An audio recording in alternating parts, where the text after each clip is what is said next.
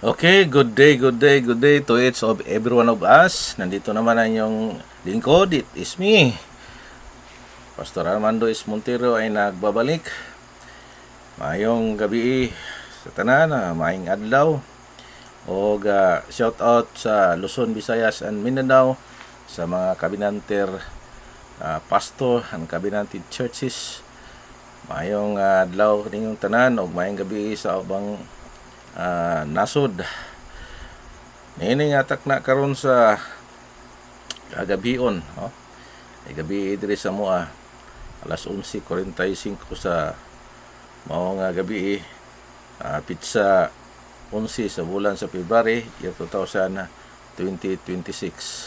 O ganindot kaya ato ang subject karon mga kaigsunan tungod kay nagisgot kini sa kining pagsupak sa doktrina sa purification and rebaptism. So under sa the main theme, the gospel of the kingdom. So mga kaigsunan na dilita maglangan, mato na kita sa padayon sa nabiyaan nato nga mga pagtuki sa Biblia o ato nang sugdan kining na dinhi sa Biblia nakasulat may tungod sa purification o kining gitawag rebaptism. So atong golden text mga kaigsunan makita diri sa 2 Timothy chapter 3 verse 16, all scripture is given by inspiration of God and is profitable for doctrine, for reproof, for correction, for instruction in righteousness. Dalaygon ang pulong sa Ginoo kini nga maong pasay sa Biblia, inspired kini o gikan kini sa langit o gituga diri sa kalibutan o gibilin niya sa iglesia sa tong Ginoo o wala ko'y nakita dinhi mga kaigsunan nga nadugang kanang gitawag nga pag-object kining objection. Ang atong katungdanan dinhi mao ang pag-obey kay it is profitable una doktrina, for reproof, for correction and instruction in righteousness. So ang atong papel unta mao ang pag-obey, pagtuman, pag-apply sa pulong sa Ginoo. Wala may pagsupak diri nga akong nabasa. Pero ang atong subject karon pagsupak sa doktrina sa purification and rebaptism. So daghan kayo ang mga statement nga giluwatan nila. Una din at akong ipahibalan niya daan. So ako nang isa-isa unya isa-isa. Una nga atong madungog gikan kanila, sugo kini nga nailalom sa kasuguan ni Moses daw. Wala na gipatuman sa bag-ong tugon. Unay una nga objection nila. Ikaduha, kausa lamang si Kristo namatay, gilubong og nabanhaw. Busa, kausa lamang ang bautismo pagahimuon. Una ilahang objection. Ikatulo nga mga pagsupak, one Lord, one faith, one baptism baya, nagpasabot daw nga kausa lang bautismuhan ang usa ka tawo. Una ikatulo mga kaigsunan. Ang ikaupat, ang rebaptism buhat daw ni para lamang sa mga Hudiyo. Hintil man kita, busa dili kini angay kanato nga mga sugo. Pastilan mga kaigsunan. So muna ang ikaupat nga objection sa mga supakiro. Number 5, ang paghinulsol lamang mao ang gikinahanglan aron mapasaylo og mahugasan. O kini ikaunom nga mga objection nila mga kaigsunan, dili mabasa litra por litra ang rebaptism, busa dili madawat nga tinuod kini nga doktrina. So diri ato ning isa-isay mga kaigsunan sa di madugay apan madto sa kanang gitawag nga bokabularyo aron natong dali natong masabtan ang usa ka butang o pagtulunan. Sa bokabularyo mga kaigsunan, dili malalis nga ang bautismo nagikana sa Greek word noun Ang bautismo sa Greek word noun siya. number 908 sa Strong Concordance, no? O gatong makita dito, baptisma. Muna ang indikasyon sa 908, baptisma. Ang tulumanon sa pagtuslob diha sa tubig nga gimando sa atong Ginoo, nga niana sa tapos masugid ang iyang mga sala og nagbutyag sa iyang pagtuo diha sa Ginoo, nga nahimugso pag-usab diha sa Espiritu Santo ngadto sa usa ka bag-o nga kinabuhi. Nagpaila sa publikanhon nga paagi uban sa panaghiusa sa Ginoo og sa iglesia. Igamit kini 22 ka higayon diha sa bag-ong tugon. Muna daghan kayo ni nga mga referensya, so mahutdan man ko oras di na nako ni siya ma-itemize. Sumo na ang bokabularyo sa bautismo, no? 908 matod pa sa Greek word baptisma. So dugang pa nga bokabularyo mga kaigsunan, kaning gitawag nga pagtuslob, no? Gihubad gikan sa Grego sa root verb bapto, number 911, no? Kini sa Strong Greek, kini nagpasabot ang pagtuslob, ang pagunlod, ang pagtabon ilalom sa tubig. Gigamit kini sa tulo ka higayon diha sa bag-ong tugon o pakigsaad. So muna ato ang kaduhang bokabularyo. Ikatulo, bautismo o bautismo pag-usab, no? So rebaptism sa English, no? Bautismo pag-usab. Gihubad gikan sa verb nga pulong sa Grego nga baptizo. Number 907 sa lexical, no? Strong Concordance. Kini mao ang frequentative form sa verb nga bapto, number 911, og nagpasabot to dip repeatedly. Igamit diha sa bag-ong tugon sa 65 ka higayon. You see? So way ubay gyud mga kaigsunan. O pan it is sad to say nga ang ilang meaning sa repeatedly kaysa ra daw kuno mahitabo. Unsa naman ang klase nga pagsabot sa grammar, no? Ang uban nag-ingon nga ang yun gitawag nga frequentative o repetitive o frequentative, kuan daw kuno na nag-indicate daw kuno na sa bautismo sa tubig, bautismo sa balang espiritu, bautismo sa kining kalayo, mo daw na kay subli-subli. So asa may nasubli dahil galigson nga lahi-lahi man nga kain sa baptism.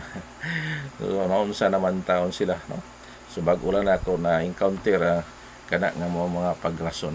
So bokabularyo dugang kanang gitawag mikbi or mikba. Anang mikbi mo na ang singular, ang mikbaot mo na ang plural sa Hebrew word, no? Sa maong gitawag nga baptistry. So mo na atong makita nga mga term mga kaigsunan, o imo nang makita diri sa Hebrews 10:22 nga ituslob yun sa tubig, diin hugas, o 2 Corinthians 7:1 nga maghinlo ta gikan sa kahugawan diya sa unod o sa espiritu. So muna mga kaigsunan, mutos mo ka diya sa tubig. Ang kining gitawag pagputli sa kaugalingon, mo kini ang buhat sa paghugas sa usa ka tawo sa dili pa niya buhaton ang pagbutang sa ihang kaugalingon sa presensya sa Dios, sa dapit nga tuwa ang presensya sa Ginoo nahimutang. Imong mabasa na sa Hebrews chapter 10 verse 22, no?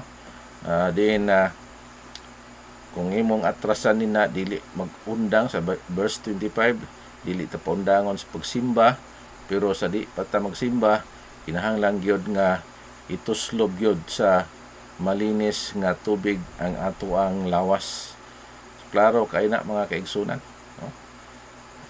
Unya kung imong atrasan pa gyud sa 29, naa na dito ang mga unpardonable ha, nga kaning gitawag nga pagyatak sa anak sa Dios ug nahimong butang nga bastos ang dugo ni Kristo.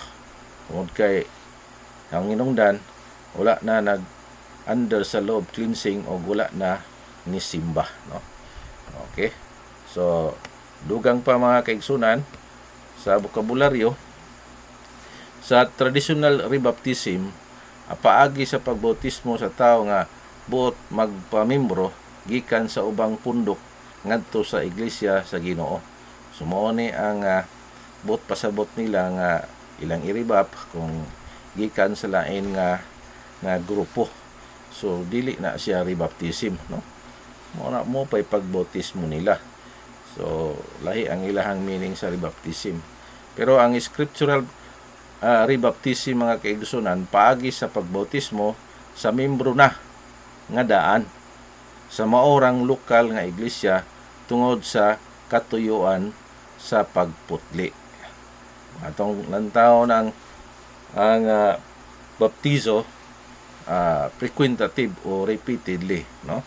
So muna atong makita diha. Og sa kasaysayan mga kaigsunan gitawag kini og Anabaptist, no? Sa 2nd century gitawag og Montanist, no?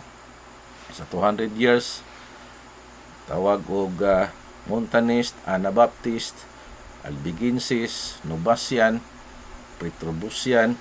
Sa kuning mga grupuha mga kaigsunan nagpractice ni og rebaptism, no? Termino nga gigamit sa kining Anabaptist, termino nga gigamit sa mga kaaway tungod sa pagbautismo sa iglesia sa Ginoo sa ihang kaugalingong mga membro, no? Tungod kay ang Montanist sa 2nd century nagpractice lag rebaptism tungod sa lapsis o nabahin lang kini, no? Pagka 4th century yata na divide na sila nga naay nagpabilin sa istrikto nga pamaagi nga bautismuhan kadtong mga membro nga alangani na naanay doubt sa ilang status unya mga lapsis aron nga masiguro gi-rebap, no? Ang mga gitawag rebap, bautismado na daan sa lokal nga simbahan unya gitusmaw pag-usab aron masiguro ang iyang status, no? Pero sadto sa pagka 4th century na-divide na pod og naay isa ka division nga lax ang dating ipili nila tong sayon, no?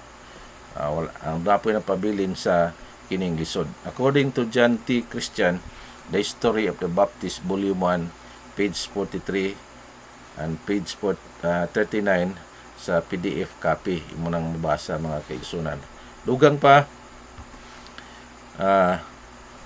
ang Episo 4:5 gihimo usab sa pagkutob sa gidaghanon sa pagpangbautismo diha sa tubig tungod kini sa kakulang sa pagsabot sa gamit sa parts of speech or sa grammar. So tinuod na mga kaigsunan nga diha ang Episo 4:5 sabtunon man na diha wa may sumpay diha nga usa ka bautismo, wala may sumpay diha nga water baptism na, no? Wala may indikasyon nga water baptism na, no? Kundili ato nang masutaon niya ang grammar mga kaigsunan, no? Kay ang kaning baptisma sa Greek word sa 908 noun mo na siya, kanang baptizo verb, no? So dili pwede mahimong mag-modified ang verb sa noun. So atong makita diri mga kaigsunan nga lahi, no? Kaya kung atong subayon sa grammar naa diha ang one Lord number 1520 na, no, sa Strong Concordance o kanang gitawag one faith 1520 gihapon parehas. Apan kining one baptism number 3391 lahi siya, no? Ginatawag kini nga mia adjective modify kini sa baptisma. Oh, di ba? Noun. Wala ang one nagmodify sa baptizo. Verb, no? Equals verb. Dili makamodify ang adjective sa verb. Ang adverb mao ang makahimo niana. So, usa kini ka sabtunon kaayo mga kaigsunan. Og mo na ilang balik-balikon nga teksto, Ephesians 4:5 nga lagi one Lord, one faith, one baptism. Pero dili sila kasiguro kung unsa na nga klase nga baptism. Sa Biblia baya naabiyay once for all na hitabo, no? Dito sa Apirom. Pero kining gitawag nga bautismo sa tubig, dagang indikasyon nga frequentative o repeatedly gini, no? O atong analyson lang gyud ang Episo 4:5. So naa masabtan sa grammar nga lahi gyud ang baptizo, no? Kaysa baptisma. Now kana pong word nga baptism mao kini ang termino nga nagpasabot sa buhat sa pagpailalom sa pagtuslob sa kaugalingon diha sa tubig aron siya ma-identify kauban kang Kristo diha sa iyahang pagkamatay, paglubong o pagkabanhaw. So mao nay lawom nga meaning sa maong bautismo. Niini nga paagi madugang sa iglesia sa Ginoo ang nabautismuhan. So mao na nga ang meaning sa bautismo, immersion yun, or to dip, or to immerse, to dip into water. Tungod kay lawom ang kahulugan na ay meaning. So dili wisik-wisik, dili pudbo-bo. At master naman kaya na to ng tawag nga baptism, no? So kining rebaptism daghang na isyo ini mga kaigsunan. So balikan nato ang rebaptism, mao kini ang termino nga gigamit alang sa buhat sa pagtuslob sa kaugalingon pag-usab diha sa tubig aron siya mahugasan gikan sa pagkamakasala. At makita dito si Pablo sa Acts 22 verse 16 nga din nagitos mao gid siya, no? Pero si Pablo nga din nga sawa pa siya nahimong ministro o kining galamiton sa diha sa New Testament Church sa Ginoo. Naka-experience si Pablo o nakasinati siya over 250 times sa pagpaputli sa kaugalingon in the form of dipping, no? So pamaaging itusmaw. Ang source niya na mga kaigsunan diya sa Bible Synagogue, Mikvah, Christian Maker Baptistry, Wasins, kanang gitawag Ancient Synagogue, during sa kanang gitawag pre-70 AD, standardized ay typology. Atong makita na, no, sa wangin mo nang i-search. So daan ang si Pablo nakasinati siya og kanang gitawag purification, no? Og dito nadugangan na pod sa Acts 20 verse 16 nga panahon nga gihagbong siya sa kabayo, unya nabuta siya, unya giampuan siya daw man niya na ginulsol siya o gibautismuhan siya. Kining purification mga kaigsunan mao kini ang buhat sa pagtuslob sa kaugalingon pag-usab diha sa tubig aron siya mahimong takos sa pagbuhat sa kabubuton sa Dios. So mao na ang gigamit o mga pamaagi aron nga maputli daan na ning gi-practice sa mga Hudiyo. Man mga kaigsunan dili ta mga Hudiyo, hintil ta nga igo lamang ta nasundot ihalas ta nga sanga. So sa Hebrews 10:22 o gyapon ang mga pamaagi, no? Og Padayon ta mga kaigsunan, kay taas-taas ni siya. So kini nga mong buluhaton nga kining rebaptism o mikbi sa Hebro, assisted type adunay baptizer sa gibautismuhan, kini ginabuhat sa membership ingon man sa kasagaran nga sitwasyon sa pagpaputli. So naay mag-assist ug naapoy nan assist no type. Kining non-assisted type or not supervised, walay baptizer sa ginabautismuhan niini.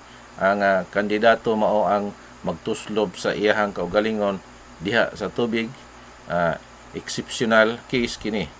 Gigamit kini sa anaa sa clergy, aduna sab higayon sa mga membro sa occasional nga panahon. Sa Acts chapter 24 verse 18 atong makita nga si Pablo siyara ang nagtusmaw dito sa mikbihan sa baptistry. So mao na mga kaigsunan, kung ato pong balikan dito sa karang tugon, si Naaman siya ray nagtusmaw-tusmaw, motoy gitawag nga non-assisted. So mapadayon ta mga kaigsunan, magsugod na ta sa kining mga objection kanang mga pagsupak nila. Una din matod pa nila, sugo kini nga nailalom sa kasuguan ni Moses, wala na gipatuman sa bag-ong tugon. Higala igsoon atong masabot dinhi kini nga maong punto, kini nga maong allegation o argumento nila atong makita So balaan na to, wala sila makasabot nga ang iglesia sa Ginoo was made up sa mga Hudiyo nga mga salin Ang hintil igo lamang gidugang dito. Dapat lamang nga ang gidugang dili maghari-hari sa ilahang gisampaan. Wala gitangtang ang paghinlo diha sa iglesia. Tataw kayo sa Episo 5, 26 hangtod na sa 27 nga maligo sa tubig ginanglan nga nanghinlo diha sa tubig. Kini gipadayon sa atong Ginoo, inumdumi nga atong Ginoo dili hintil, usa siya ka Hudiyo. Ang imong balikan ang Romans chapter 9 verse 4 to 5 ug diha sa iglesia sa Ginoo ang pagka-Hudiyo ug ang pagkahintil gitangtang na. Sumala sa Galatians chapter 3 verse 29 verse 26 to 29. Walay Hudiyo ni Krisyanon. So muna ang atong masabtan diri sa Biblia. Kining love cleansing wala ni naundang Kung atong labtaon ang mga balaod, ang napulo kasugo lang ang natanggal diya, pero kining love cleansing nagpadayon niya po ni kay perpetual ordinance ni mga kaigsunan kung imong mabasa diya sa Numbers 19. O padayon ta sa ikaduhang objection kausa lamang si Kristo namatay, gilubong ug nabanhaw, busa kausa lamang ang bautismo pagahimuon. Tila di po kakabantay ayong bitag tuod So kini nga mong argument mga kaigsunan, usa kini ka gitawag nga sa debate pa kanang argumentum ad presumption nga ihang gi-presume nga isa ra gyud tungod kay sa maong indikasyon nga kay Sara na palansang o namatay si Kristo apan ngano man ang Lord Supper higala igsoon. Wala man gi-practice nga kausa lamang nga naka-link man gihapon kini sa kausa mahitabo nga kamatayon, paglubong o pagkabanhaw sa Ginoo.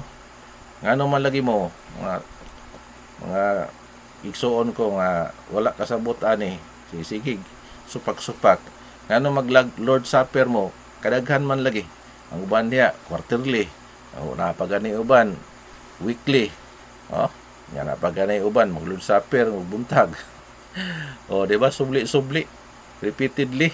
So dapat unta ang Lord Supper kaisa ra pud kay kaisa ra man ka. No? Kaisa ra man ka na ang edukasyon niya. Kaisa ra man ka gyud. Kaya ang bautismo hulagway man na sa gamatayon og paglubong ug pagkabanaw sa tong Ginoo. Ang Lord's Supper mao pod. So mo na dapat ninyong huna-unaon galaigsoon, no? One Lord, one faith, one baptism. Nagpasabot daw. So mo na ni ikatulong nga objection nila. One Lord, one faith, one baptism ang good. Nagpasabot daw nga kausa lang bautismuhan ang usa ka tao. Galaigsoon, fallacy of presumption gyapon, no? Tungod kay sa atong natuki na kaganiha, nagamit na ta sa maong grammar o sa Greek, wala lagi nag-modify ang lahi lagi ang baptisma o kining gitawag baptiso. Tungod kay ang baptisma noun o ang baptiso verb muna mga kigsunan. Dili yun pwede nga mo presume ka nga sa tubig na water baptism, kaya ang water baptism repeatedly lagi. Ang rebaptism daw sa ikaapat nga objection nila, ang rebaptism buhat daw ni para lamang sa mga Hudiyo. Hintil man kita busa, dili daw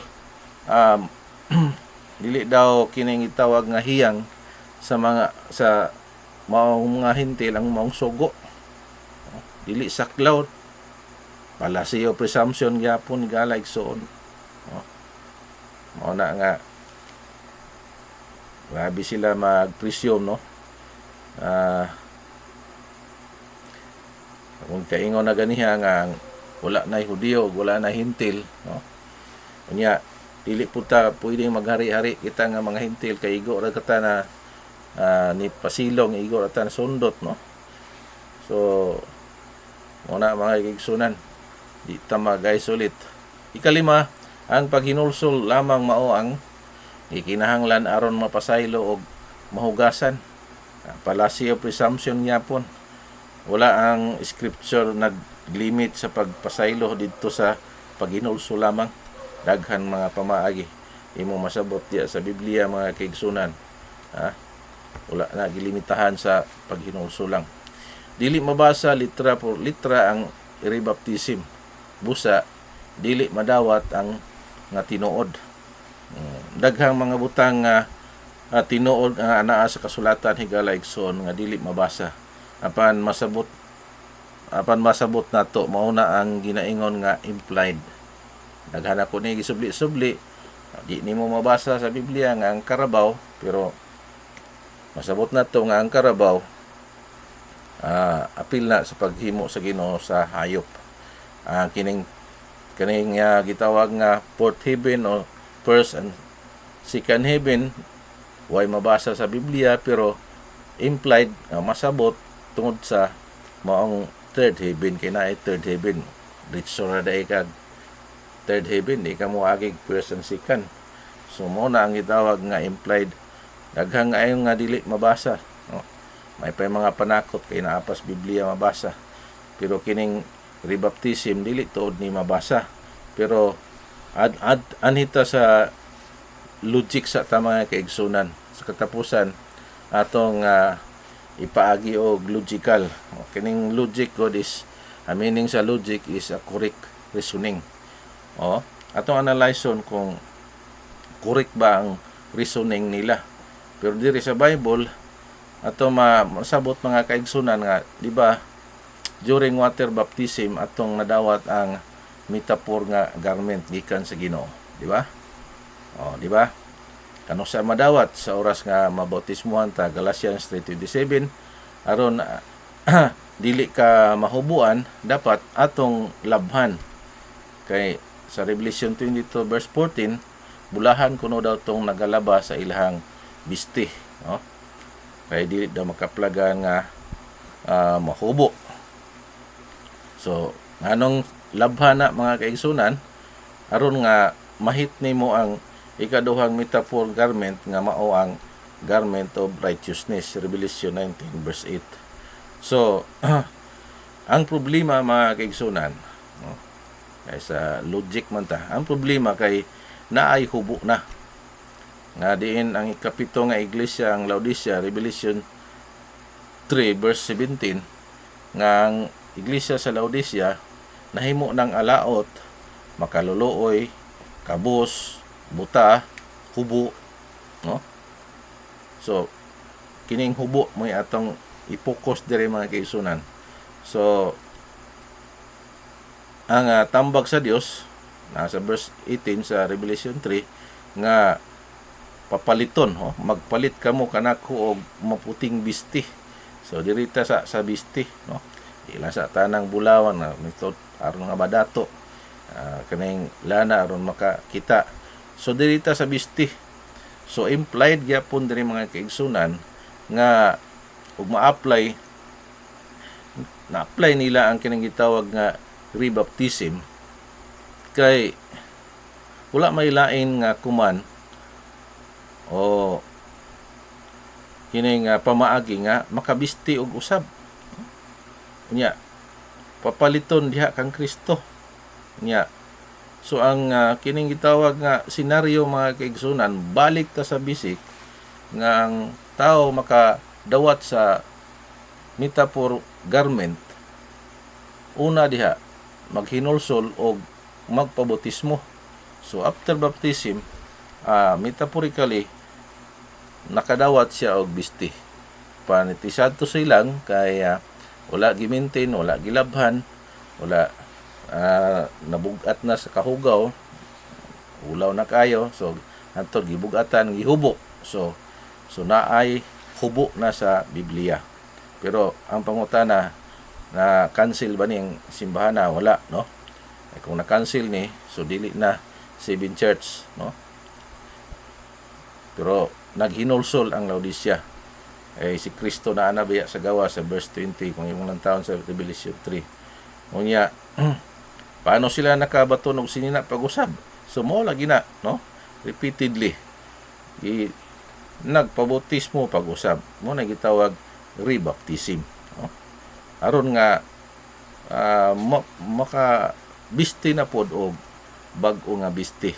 Tungod kay gihubo naman nila tungod sa kabugat na siguro sa kahugaw, muna nga hubo na sila. Kaluluoy kayo, no? Matod pa alaot, no?